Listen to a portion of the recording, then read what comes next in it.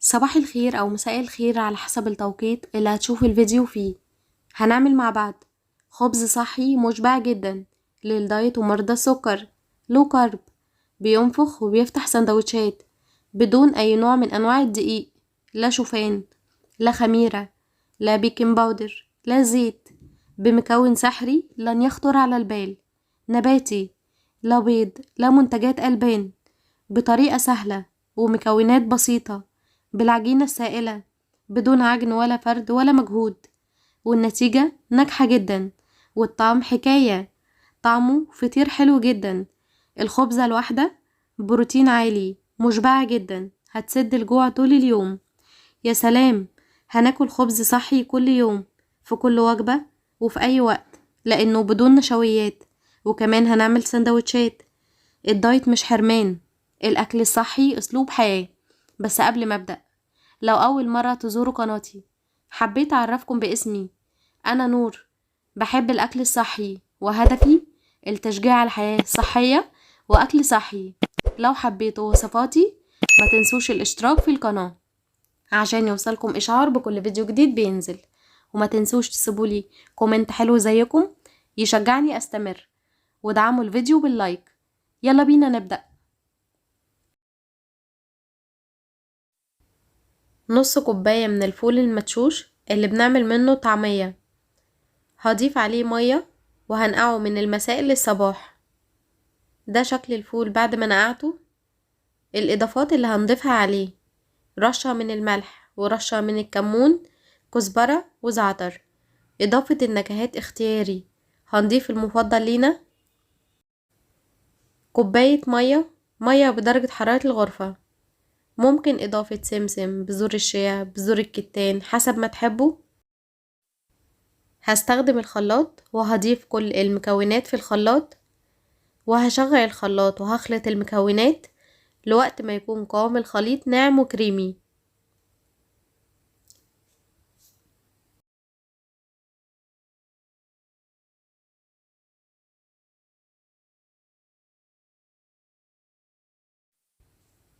ده قوام الخليط المناسب. هركن الخليط يرتاح 10 دقايق قبل ما نبدأ في التسوية. للتسوية هستخدم طاسة تيفال أو أي نوع مش بيلزق. دهنتها بنقطة بسيطة من الزيت. هضيف جزء من الخليط وهوزعه حسب ما نحب الحجم ايه. يفضل يكون السمك متوسط، ولا رقيق قوي ولا سميك قوي. هضيف على الوش رشة من بذور الكتان، ممكن إضافة بذور الشيا، سمسم، حبة البركة أو بدون حسب الرغبة. هتابع التسوية على نار ما بين الهادية والمتوسطة. أول ما الاقي الأطراف فكت والاقيه يتشمع، هقلبه على الجهة التانية عشان يكمل تسوية. مهم جدا نقلب الخليط قبل ما نستخدمه في كل مرة. إذا متاح عندك مايكرويف، بعد ما يتشمع من الجنبين هندخله يكمل تسوية. هينفخ جدا وهيسرع مرحلة التسوية. الأطراف فكت، هقلب الرغيف على الجهة التانية. بعد ما يتشمع من الجهة التانية هنبتدي تقليب مستمر مع ضغطات بسيطة عشان نوزع الهواء داخل الرغيف.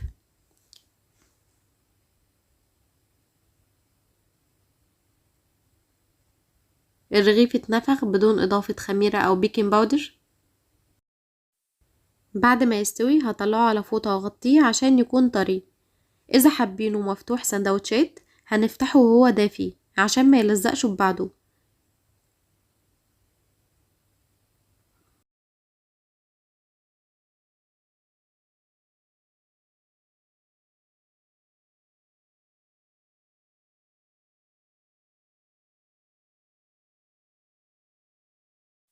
هكرر نفس الخطوات في الكمية كلها.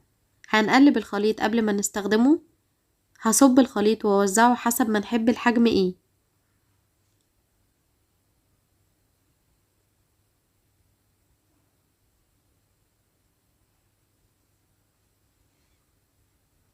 هضيف رشة من بذور الكتان أو أي نوع بذور متاحة بظهر المعلقة، وهضغط على البذور عشان تثبت على الرغيف. أول ما الرغيف يتشمع هقلبه على الجهة التانية. الله على اللون، روعة، شكله شبه الفطير. في المرحلة دي ممكن نعمله على انه قاعدة البيتزا، وهنضيف عليه صلصة، فلفل الوان، زيتون، عصاج لحمة، رشة من الجبنة، وهنغطي عشان الجبنة تسيح. وهيكون معانا احلى بيتزا صحية بدون اي نوع من انواع الدقيق. وكمان هنكبر الحجم ونعمله على انه كريب، ونحشي الحشوات المفضلة لينا. وبألف هنا. بعد ما الرغيف يستوي هطلعه على فوطة وغطي عشان يكون طري.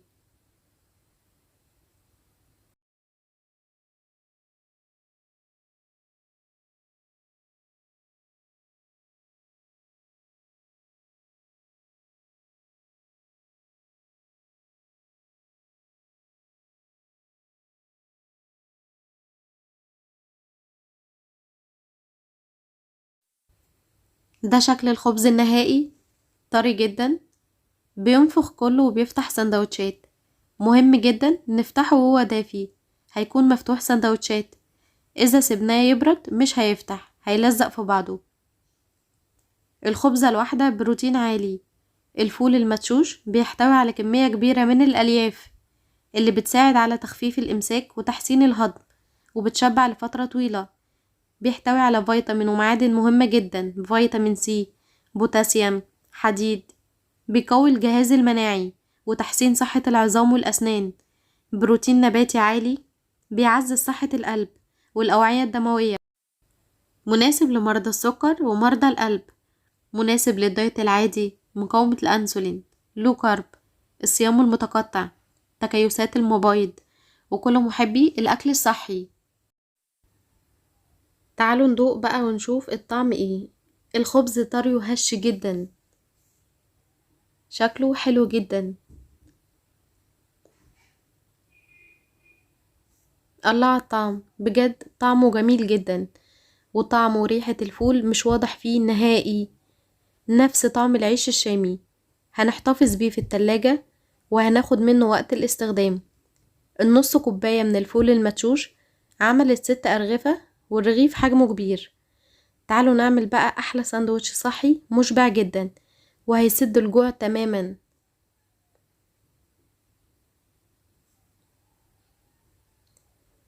قدمت معاكم وصفات خبز صحي كتير، بالشوفان، بالدقيق الأسمر، بالشعير، وميكسات ما بين أنواع الدقيق، بالعدس، بالحمص، وبالفاصوليا، وبالبسلة، بالسبانخ، وكمان بدقيق الذرة الأبيض والأصفر.